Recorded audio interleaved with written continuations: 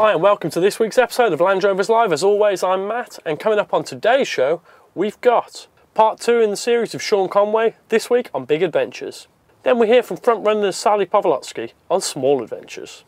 Our workshop this guide will be on cooling systems, and specifically waterless coolants by Evans. But first, last weekend, Birmingham Land Rover Group held their annual cake run. This is like a Land Rover rally, but you bring along your own cakes. It's great fun, and they started in Birmingham in the Midlands in the UK and went just up the road to RAF Cosford.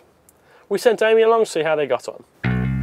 It's Sunday, it's cold and it's early, but hey, we're off on a Land Rover cake run. We start in Birmingham, then head up in convoy to Cosford RAF Museum. This cake run is organised by Birmingham Land Rover Group and welcome every landy owner near and far to join in.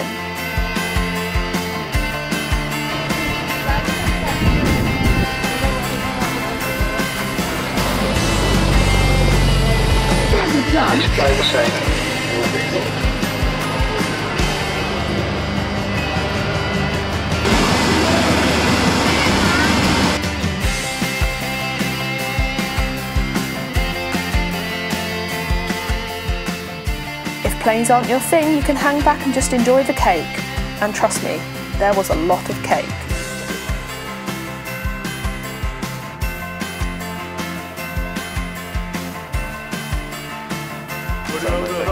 Thank you very much.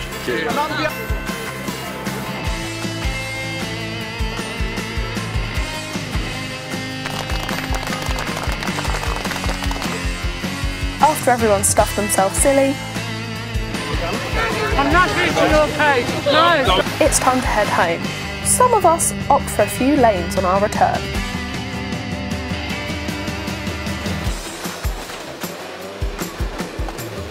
So that was Birmingham Land Rover Group's annual cake run. If you or your Land Rover Group have got any events planned or anything that you think could be of interest to somebody else, do let us know. We'll put the links on the screen for that, and we'd love to hear from you. Now, coming up in this week's workshop, we take a look at cooling systems, and in specific the problems that water can cause, and how we've solved them with Evans Waterless Coolants. So let's head over to Black Country 4x4 and see.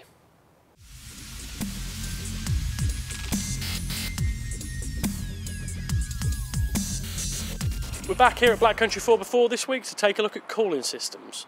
No matter if your landy runs on petrol or diesel, they all have cooling systems that look something like this. Quite simply, hot water from around the engine is cooled in the radiator and then the cycle continues. As you can see here, there are lots of different parts and much that can go wrong with those parts. When cooling systems go wrong, it can be expensive. Under many different conditions, the water can boil over quite quickly. The steam increases pressure and will find the easiest way to escape, usually through pipe joints or head gaskets, damaging your engine along the way. And when the temperature drops too low... With the winter you could get problems with freezing. Obviously water freezes in the water jacket, expands and cracks the block. Antifreeze can stop this, but... It's not very environmentally friendly at all for animals and other things. Stuff like that. Yeah, I've seen plenty of reports of it, cats dying and such. Yeah. So we found a different solution to that, and that's to run Evans Waterless Coolant. Evans Waterless Coolants, as the name suggests, do not have water in them, and as such they remove the problems associated with freezing and boiling. The boiling point is above 180 degrees centigrade, eliminating overheating. Because of that, the pressure in the system is far lower, so the stress on the cooling system overall is reduced, and with a freezing point of minus 40 degrees Celsius, antifreeze is also a thing of the past for most. The other bonus of not running water around the system is rust. There won't be any here, and Evans claims to prevent corrosion and stop erosion. This stuff will last for over 20 years and is non-toxic. What's not to like? We've started this process by draining out the cooling system, and we've gone a bit further here, because we don't plan on changing the new coolant for 20 years or so, so we've replaced all the pipes with silicone ones, because they look nice. Now let's see the state of the old ones.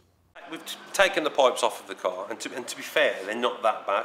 You can see a slight bit of rusty water inside where the inside of the engine maybe started to corrode due to the antifreeze and stuff. But they're generally not too bad. I mean, we've got one here that we've taken off another vehicle, and you can see that the water and the antifreeze has started to perish the edges of the rubber, right through to the outside, to be honest. I mean, you can see where the water's come through. What other things would we be looking for on our pipes if people at home are taking notes? Where the Jubilee clips are? Yeah, any splits towards the edges that can maybe go underneath the Jubilee clip, or any splits around where it sits, so you can see where it's gone in there, where it's been under that much pressure, and then just generally wear and tear and split there. So would you recommend changing these pipes? Yeah, I'd just recommend changing them, yeah. New pipes, new antifreeze, new everything. Alright, so we've drained all the water out of the system. The next job then is to get our new pipes fitted. Yeah, fit all the new pipes, and obviously change it all over. We've used silicone hoses. We'll put the part numbers on the screen and they're available from Bearmach.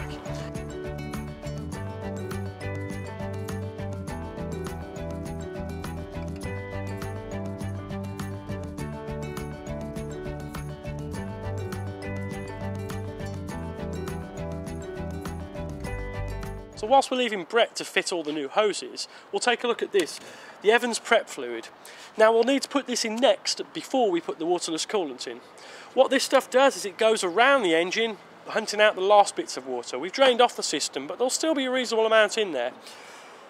So we'll put this in, check for leaks, make sure Brett's done a good job of fitting the hoses. So we've refilled the cooling system now with the prep fluid, exactly the same as we would have done if it was just water. We don't need to have it filled to the brim this time because we're just going to run it up hot and drain it straight back out again. Evans do say we don't need to put the cap on the radiator, we need to let the air come out back through the system. And so let's run the vehicle up so it's nice and warm now. We'll get all the water and all the air out of the system. We've filled the cooling system with prep fluid, run it up so the engine's nice and hot now, and Brett's just draining the last of it out and getting us ready to fill up with the PowerCool 180 waterless coolants. With this stuff, we're not going to add any water or any antifreeze to it, so if you had any leaks during that priming phase, just get those cured at this point because we don't want to be adding water to this afterwards. It's always advised to, they do this stuff in a little half a litre or 1 litre tub as well. I reckon get some of that just for topping it up. We don't want to add water to this, but Evans do say in the emergency, if you ever something horrendous happen, you can fill it up with water to get yourself home. So we're going to go ahead, fill this up normal, just as if it were water, and crack on, happy motoring.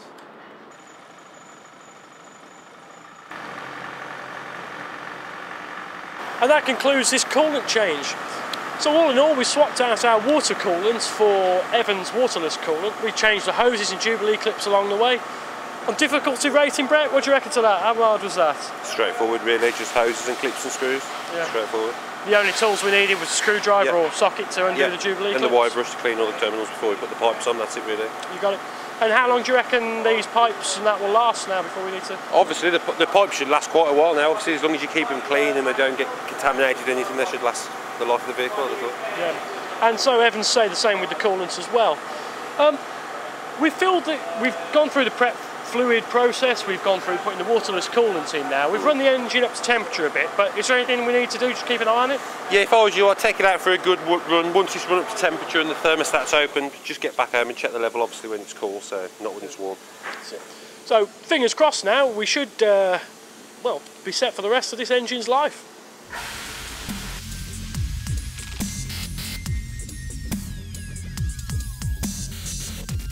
And we've been running the waterless coolant in our Defender for the last few weeks now. We've even switched off the electric fan and jacketed up the radiator, get some temperature in there, and true to its word, it hasn't boiled over. This is one of those things that's prevention is better than cure, and we've been quite impressed with it so far. It's certainly going to save us a headache in the future. Now next up, last week we heard from Sean Conway, the endurance adventurer, in part 1 of our short series on him. This week we're going to take a look at, well, what he's got coming up in the future and big adventure. Let's head over to Sean.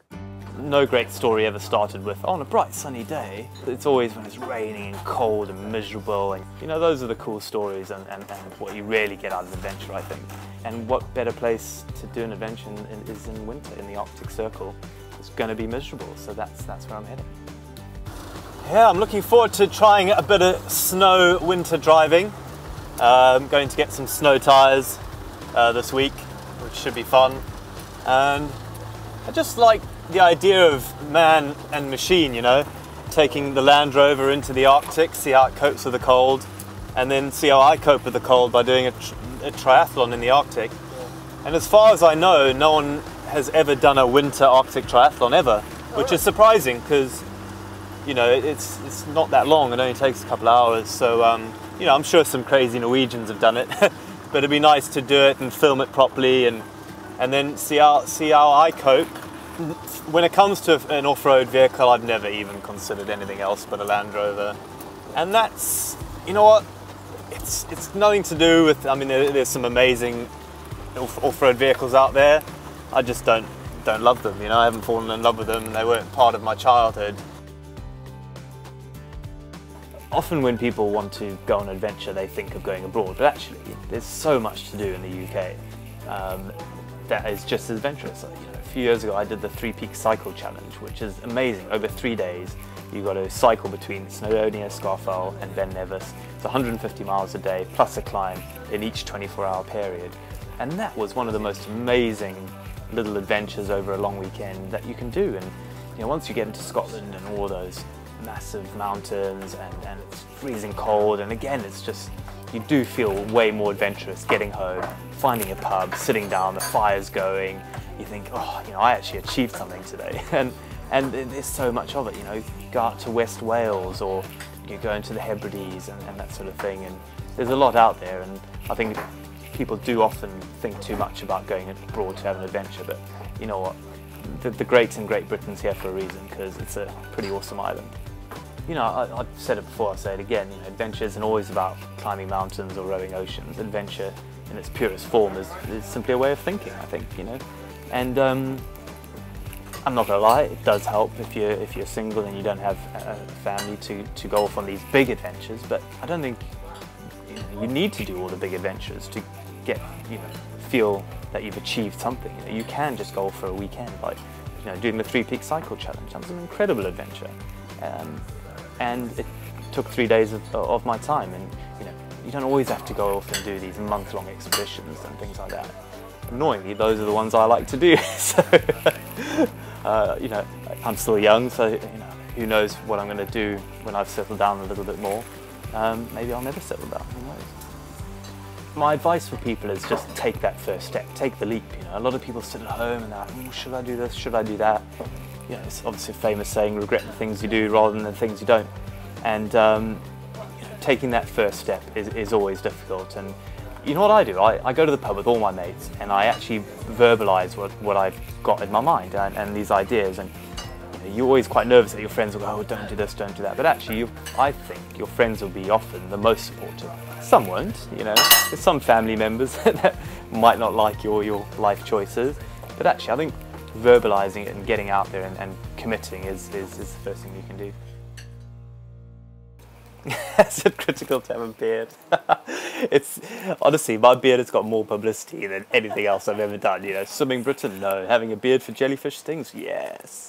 I'm just lazy. You know, I couldn't be bothered to carrying a razor, to be honest. It does help in the cold, I think. I don't know. I'm not really sure why I have a beard. It's kind of something I've had for the last couple of years. Another great insight there by Sean. In the next episode of Land Rovers Live, which incidentally will be going out on Christmas Day, we'll get the last in this short series of pieces with Sean Conway, where we'll be taking a look at exactly what he's got in his Defender and how he's prepped it for expedition. And coming up next, if you are like me, you just don't have time for the big adventures that Sean does, then maybe Sally Povolotsky from Frontrunner will have a few bits of inspiration for you.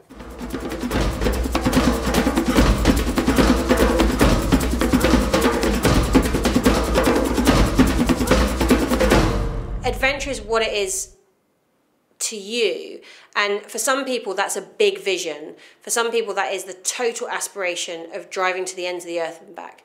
I might do that when I retire, but life it's not achievable for most people. The cost, the time, you know, the vehicle, whatever it is. So, you know, I use my Frontrunner gear everywhere. So at weekends, you know, we might have an adventure where we're going off to watch a rugby tournament because the kids are playing, and I'll take my chairs and I'll take my tent because it's good for shoving injured children in halfway through matches. You know, it might be a case of going along to a green laning event. It might be just going to a show and catching up with friends, and that's kind of most of the camping I've done this year actually is just at shows because it's just been too busy to do anything else. But all the time I'm inspired by other people and other people's stories, and all the time thinking, what would be my ultimate trip? And I've kind of I've got in my head what that is, but it's a long attainment and it's a long way off. So for me, like next year, I want to do Scottish Highlands. Like I've never been, and it's somewhere I really want to go to. And I've been inspired by the Land Rover Hibernauts and some of the pictures that I've seen. So that for me, that's next year. So that's for me, adventures are on my own doorstep, sharing other people's adventures and having my long-term goal, which hopefully I'll attain. Just started getting into geocaching it's taking you places you wouldn't normally get to go, and those sort of little treasure hunt ideas that inspire everybody. So it may just be a day somewhere and being out and about and lots of fresh air and rosy cheeks and a packed lunch.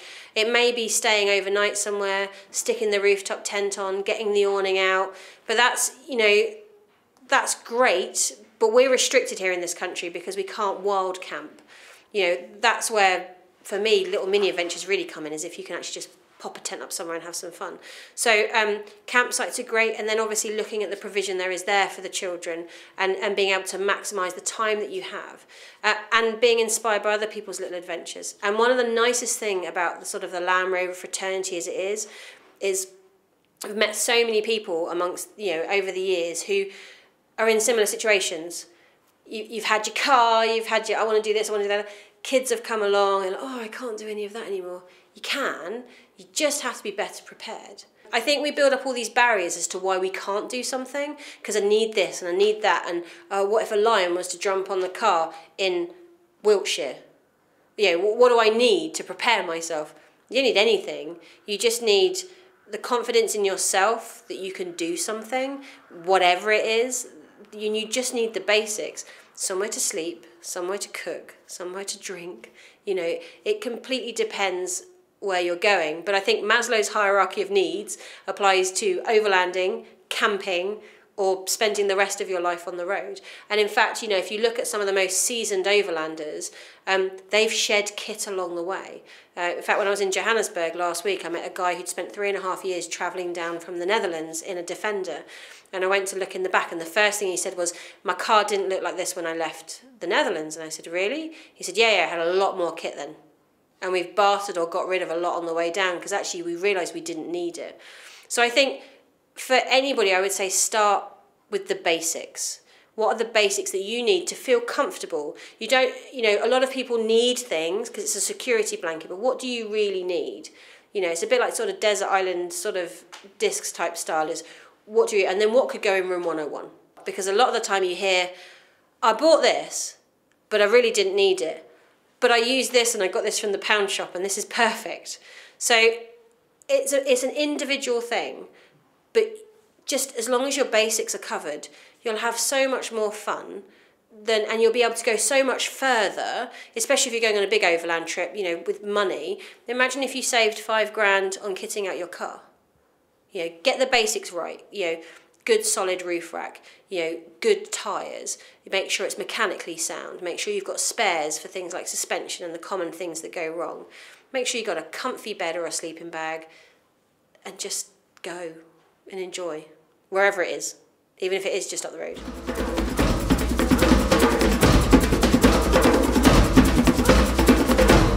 And we'd love to hear where your next adventure is going to take you, whether it be around the world trip or just a weekend micro-adventure.